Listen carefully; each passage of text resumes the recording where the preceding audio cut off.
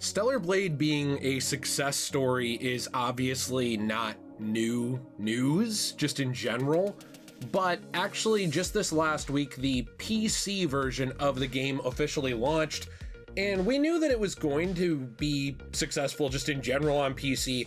Well, I think people guessed it would be, but I think it was really obvious it was going to be when the Stellar Blade PC demo came out before that and did really well, and people were already wishlisting the game like crazy. It was basically on the, I believe it's called the Steam Next charts, where it's like the most anticipated games that are coming up.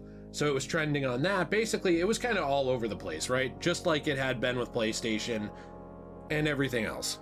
So I don't think it's a huge surprise, but I do think the amount of success around this game is kind of a lot in a good way on PC, because it actually broke other records on PC with the most concurrent players, I believe, for a PlayStation PC port, at least in the, modern actual official PC ports. We're not talking about piracy, we're not talking about fan ported projects or anything like that. We're talking official PC ports. This was breaking records. It had 183,000 concurrent players, which pretty much smashed that PlayStation record, and I think in general is going to be a very big boon for the success of the game going forward. Now, that said, it's kind of crazy to see what it was actually beating in terms of the other major PC releases from Sony, and some of this information is coming from Forbes, some of it's coming from Vice, so we're going to take just a couple of minutes to talk about that today. But I do have a question of the day for you, which is, did you end up getting Stellar Blade on PC? Were you interested in it? Were you a PlayStation 5 player who doesn't have PC? Basically, like, what are your overall thoughts on the game in general? I don't really think I've asked that question before. I've just sung its praises myself, but it is something I'm interested in. And something I think is really cool about this is that with that 183,830 players, that was more than multiple games before its release combined. Like, you look at Ghost of Tsushima, it peaked at 77,000. God of War, 73,000. Even Spider-Man Remastered at 66,000. So Stellar Blade, it did 3 times the numbers, basically, of Spider-Man Remastered. That's crazy. Think about that. Spider-Man Remastered on PC, the Insomniac game, it did 3 times the numbers of that game. That's insane. That's awesome. I mean, like, I'm very glad about it, but it's crazy. I think too, one thing that's, it's not that there's been no negativity around this game, obviously, and I do have a video coming out in a handful of days, I think, where we're kind of talking about that a little bit, because to this day, I still see video game journalists try to downplay the success of this game. They try to downplay the success of Eve herself. I've seen people still take shots at the actress, the model, who her body is based off of. I've seen people still take shots at the creator of this franchise, Kim Hyung-tae, and shift up themselves. And I will say this, it's not all been perfect. Like, for example, and I know that they were working out what was going on around this when I record this, so for all I know, the situation will be resolved. There was some frustration around things like the Nikkei DLC, where there was like a code for the game that was only available with the complete edition, but then that code wasn't available if you upgraded to get the DLC that basically made your existing edition complete on PS5. So at least at the time I was recording this, there was some frustration from some players around that, and I do think that's fair. Especially if you're an early adopter on PS5, you don't want to feel like, okay, well, I bought this game, I helped fuel its success, it comes to PC, and then somebody else is getting a better thing, right? Like, I think you don't want to feel that way.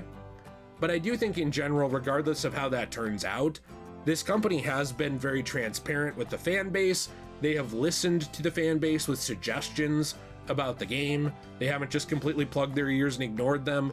But I would argue that they have plugged their ears and ignored the kind of crazy people who say like, oh, well, the only reason people are buying this game is because they're thirsty and they think Eve's hot and they're a bunch of freaks. Like, for example, I saw One of the people who posted a Vice article, I feel like, was trying to imply that, which is something I'll talk about in the coming days, how that narrative just keeps coming up. But in general, that is absolutely part of it. You know, like Eve and the femininity around the game and the non-shamefulness around it, like the fact that they're willing to celebrate like this woman's body and just kind of be like, she's pretty, get over it. And the fact that they were able to make a really great game, a good action RPG. I think just in general, it's like they listened to the fan base. They wanted this game to be good. They wanted to make an artistic piece that they wanted to make while still listening to the fan base. They embraced the sexuality of it without running away and crying about it, which is something that I think a lot of Western developers and Western journalists and companies have struggled with, is like, for how openly sexual Western society is, it's also extremely repressed in those ways where it is uncomfortable with it. So like a game like this comes out, it's uncomfortable for people. They need to grandstand morally about it. So you have all of those hurdles, right? You have all of those things working against it in a way. And yet all they did was fuel its success. Like, this is a game that did 3 times the numbers of Spider-Man in terms of concurrent players. Now, in terms of actual sales numbers, I'm not sure. You know, like, I'm not sure if, you know, what the actual sales numbers were over time of Marvel Spider-Man Remastered on PC, but I just think that's a really crazy bar to pass. And, you know, a lot of these other games that have been flaunted as like the best of the best, even like the Last of Us games, you could combine The Last of Us 1 and 2 on PC along with Spider-Man 2, and it still doesn't pass this. So that's 3 games, Spider-Man 2, Last of Us 1 and 2, and the concurrent players wouldn't pass Stellar Blade. I just think that's really impressive. I think it's awesome. So I am interested in your thoughts on it. Kind of a shorter video today, but you know, in general, like, this is the kind of game that someday I would like to make. A game that is not afraid of like the sexuality of its character, a game that's not afraid of listening to the fans who are going to be playing the thing, a game that still wants to be its own piece of art. Like, it's not art by committee, but it's also art that's willing to take into account the people who are funding the art. That's important. You know, you actually listen to the player base instead of disparage them. And a game that encourages everything, including mods. You know, with even Kim Hyung-tae out here encouraging people to mod the game and have fun. Whereas you have companies like Capcom and, you know, and some of the other ones like that, where I would argue they still make good games, but you even hear them saying stuff like, oh, don't mod it this way, don't mod it that way, don't do this, don't do that.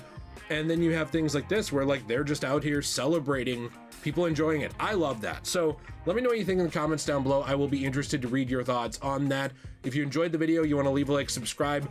Those things help us out a lot. This channel is much smaller than even the other ones that I do. So if you're interested in those other channels, those will be in the description down below. We actually played through Stellar Blade and a bunch of its DLC and add-on stuff over on Degenerate Plays, my Let's Play channel, which we do podcast style, my friends and I hanging out, talking, and playing games. And of course, as well, we do have our own store, cosmobunny.shop, where you can buy coasters, keychains, trays, and more made from recycled paper from comics, manga, magazines, and all kinds of other things that have been damaged. So those are damaged paper from damaged books. But what we do is we take the paper that is not damaged or that has survived, and we create new art out of it transformatively for your home. Discount code DJAY123 will get you 10% off your first order there. And of course, as well, we also have handmade resin jewelry over there and all kinds of other stuff. So hope you'll check that out. Have a fantastic day. And as always, everyone, stay shui.